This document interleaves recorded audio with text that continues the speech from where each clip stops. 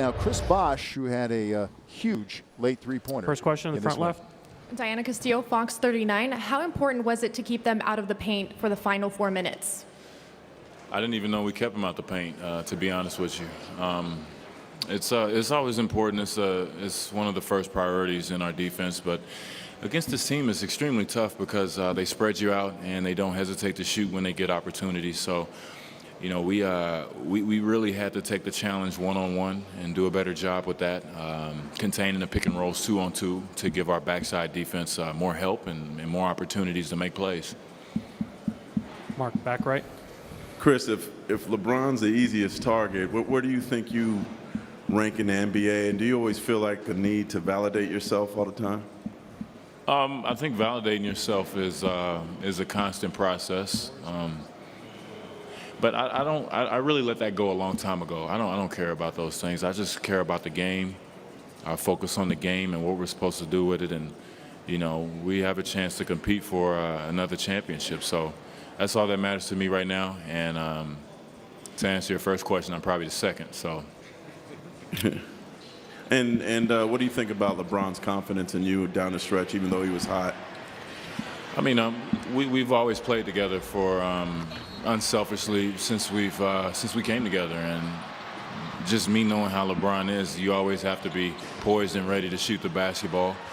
He's the most unselfish player I've ever played with, and especially with the talent that he has, playing the game the way he plays the game, he doesn't try to force anything, and even if he is hot, he'll still hit you if you're wide open, and that's what makes this team special, because your best player is willing to sacrifice a shot, a good shot for a great shot. And, you know, you just have to commend him for that.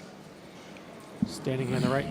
Hey, Chris, as a fan of the game, just watching LeBron go off like that, what do you think about when you watch him go off like that? Get a stop so he can do it again. You know, he makes it a little easier for our offense sometimes. And it was a big spurt for him.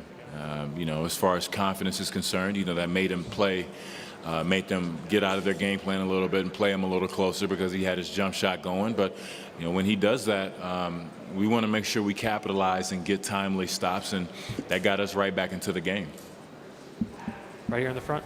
Hey, Chris, on that last possession, was that basket by Wade something you guys drew up, or was that just a play you saw in the moment? No, it was a broken play. I saw that they came to double LeBron, and then they denied him. So I just wanted to make a play to the basket. Everybody was really hugged up to the outside, you know, trying to get steals and everything.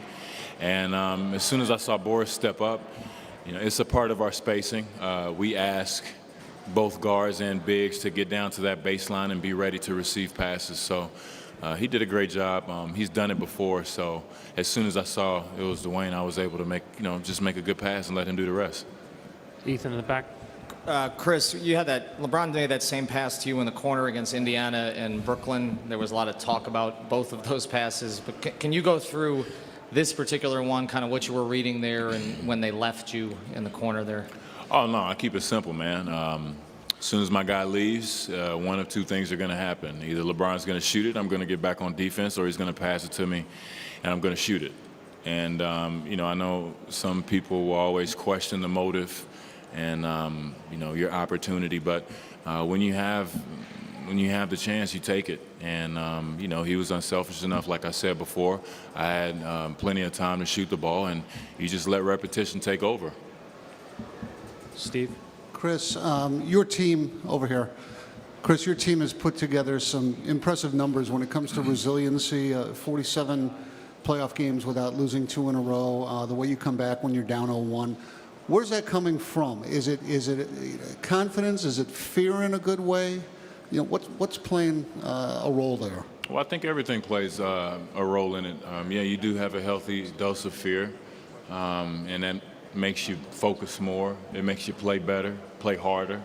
When your back is against the wall, it's a very unique feeling, especially coming on the road. Being in an environment like this is a tough place to play. But we still have to have confidence in each other. We still trust each other, and we rely on each individual guy to do his job. And when we do that and we just stick together and continue to motivate each other, good things happen. Joe, back right. Chris, Joe Goodman with the Miami Herald. How did the substitution pattern in this game compared to Game 1 affect the way you guys played in the fourth quarter? Did it give you guys more energy? I don't know if it gave us more energy. It was tough. I mean, you know, after the last game was a very unique game, as everybody knows. But you know, the last one we had guys in foul trouble. It was just a weird game as far as flow is concerned, and the coach had a difficult time really responding to that. And he always makes good adjustments in hindsight. So coming into today, he talked to us and let us know the chances that we'd have. And when you know that you're going to get a sub, you can play a lot harder because you know that your guy is going to come in and back you up. And we have confidence in our bench and guys to come in and do their job. So he told you guys before the game that we're going to do this a little differently, so don't worry about saving energy for the end? He didn't say that, but he said that this substitution pattern was going to change a little bit. So, you know, it's nothing out of the ordinary, nothing we haven't done before.